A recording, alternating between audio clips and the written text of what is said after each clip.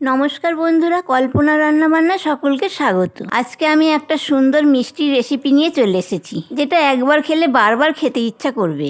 আজ আমি করে দেখাতে চলেছি খোয়া ক্ষীরের সন্দেশ। খোয়া ক্ষীরের সন্দেশ বানাতে আমি এখানে নিয়েছি কিছুটা খোয়া ক্ষীর। খোয়া ক্ষীরটা আমি আগে থেকে গ্রেট করে নিয়েছি। দুধটা 2 মিনিট ভালো করে জাল দিয়ে আমি 100 গ্রাম গুড় দিয়ে দেবো।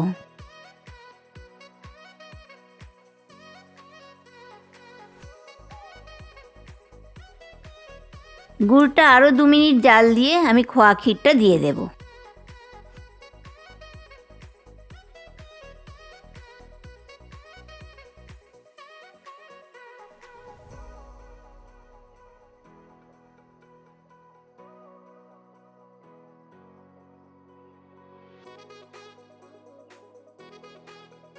ক্ষীরটা দিয়ে আরও 2 থেকে 3 মিনিট জাল দিয়ে শুকনো করে আঠালো করে নেব।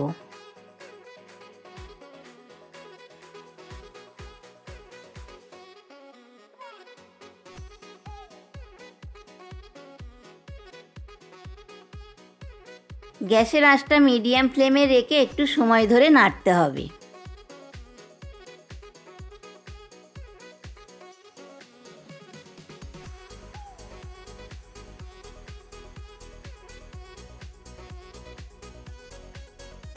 ক্ষীরটা তৈরি হয়ে গেছে। এখন একটু ক্ষীরটা ঠান্ডা করতে দেব। হালকা ঠান্ডা হয়ে গেলে আমি সন্দেশটা বানিয়ে নেব।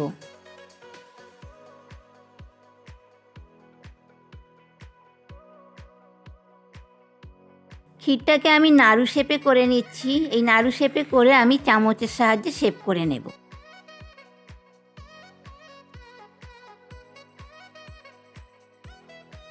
এবার চামচ থেকে তুলে নিয়ে আমি হাতের তালুর মধ্যে রেখে কাঁটা চামচ দিয়ে একটা শেপ করে নেব।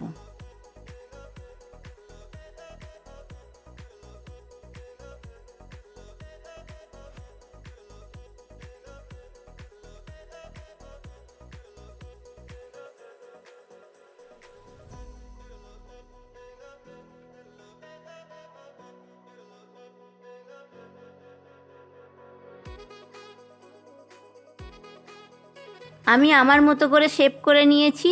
তোমরা তোমাদের পছন্দ মতো করে শেপ করে নিতে পারো। এখন আমার সব সন্দেশগুলো বানানো হয়ে গেছে। এবার সন্দেশের ওপরে একটা করে আমি কিশমিশ দিয়ে দিচ্ছি।